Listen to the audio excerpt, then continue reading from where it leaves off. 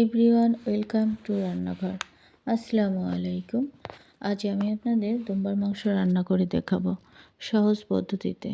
দুম্বার মাংস অনেকে পছন্দ করে, অনেকে পছন্দ করে না। আমার প্রসেসে রান্না করে খেয়ে দেখবেন, ভালো লাগবে। এখানে আমি সব উপকরণগুলো দেখিয়ে দিলাম। দেখেন 2 কে দুম্বার মাংস, আদা বাটা, রসুন বাটা, আস্ত রসুন, হলুদের গুঁড়া, মরিচের গুঁড়া, গরম মশলা, পেঁয়াজ, তেল, সবই উপকরণগুলো আমি দেখিয়ে দিলাম। এখন আমি একটা বাটিতে দুম্বার মাংস দিয়ে নিলাম।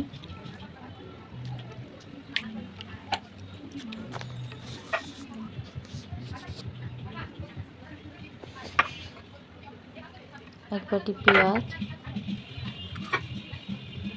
এখানে আদা বাটা, রসুন বাটা, জিরা বাটা, গরম মশলার গুঁড়া, শুকনো মরিচ ফালি, আস্ত রসুন, তেজপাতা, আর এখানে হলুদের গুঁড়া, মরিচের গুঁড়া, জিরার গুঁড়া, লবণ, সব উপকরণ দিয়ে আমি এখন এক বাটি তেল দিলাম।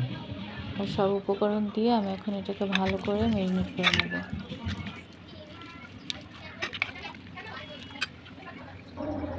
ভালো করে মাখানো হয়ে গেছে, এখন আমি 10 মিনিটের জন্য ম্যারিনেট করব।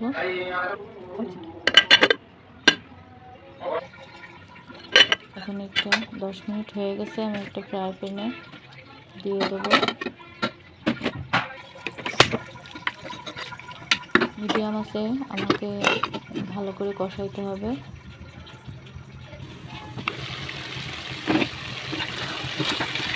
বারবার ঢেকে ঢেকে আমি কষাবো, যত কষাবেন তত ভালো হবে।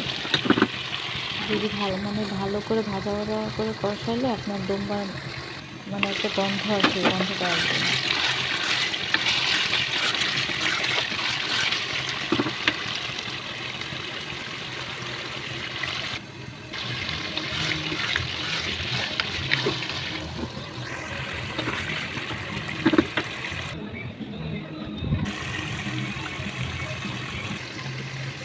দেখুন বারবার কষানোর পরে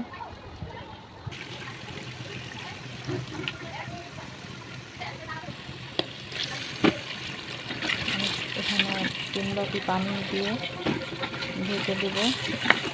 অল্প পরিমাণে পানি দেবো, যেহেতু আমি এখানে ঝোল রাখবো না। দুম্বার মাংসে ঝোল রাখলে খাওয়া যায় না, একটা গন্ধ আসে। এই জন্য আমি এখানে পানি একদম শুকিয়ে নিয়েছি। দেখুন আমার ফাইনাল লুকটা আসছে।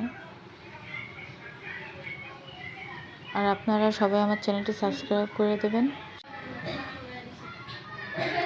আমার রান্নাটি কেমন হয়েছে কমেন্ট করে জানাবেন। আল্লাহ হাফেজ।